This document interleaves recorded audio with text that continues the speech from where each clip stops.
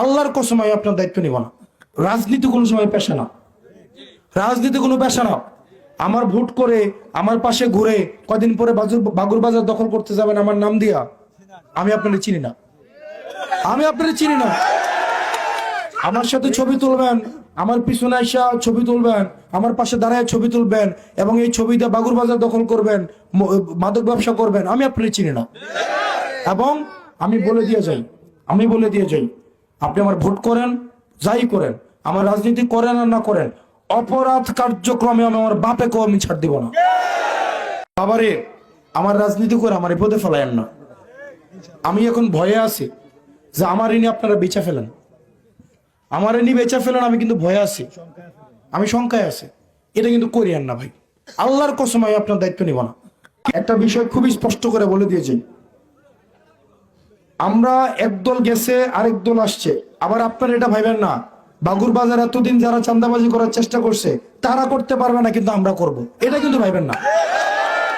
আপনি যদি মনে করেন আমার রাজনীতি করবেন, আমার ভোট করতেছেন বলে বাগুর বাজারটা এতদিন একতারা খাইছে এখন আপনি খাইবেন, তাহলে আপনি কিন্তু ভুল করতেছেন, কোন আপনারও ছাড় পাবেন না।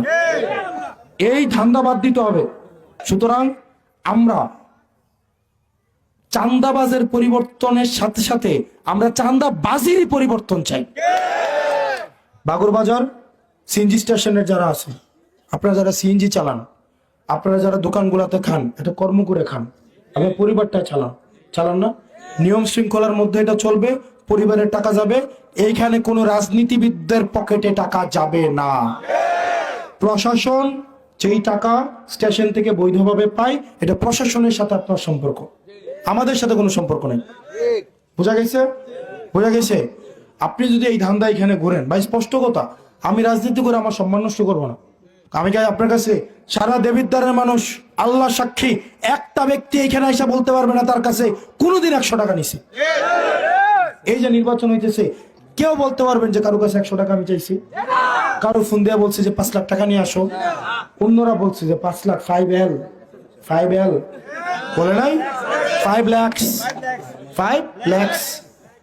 লাখ করতে গিয়ে নিজে হ্যাক হয়ে গেছে। আমাদের প্রয়োজন নাই ভাই, আল্লাহ আমাদের রিজিকের উত্তম ব্যবস্থা করে রাখছে, হালাল ইনকাম করে চলি, বিলাসী জীবন যাপন করি না, যা আছে তা দিয়ে ভাত খাবো।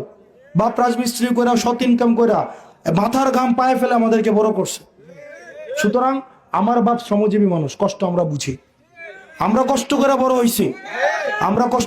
হয়েছি, ইউনিভার্সিটিতে আমরা পোলাপানের কষ্ট দেখছি, আমরা সরকারের টাকায় পড়াশোনা করছি, সরকার বছরের পর বছর লক্ষ লক্ষ টাকা খরচ করে আমাদেরকে পড়াশোনা করাইছে।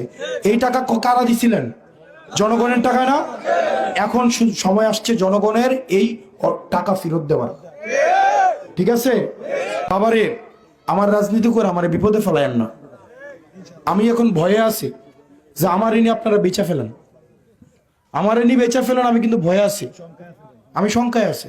এটা কিন্তু করিয়েন না ভাই, আল্লাহর কসম আমি আপনার দায়িত্ব নিব না, দায়িত্ব নিবই না।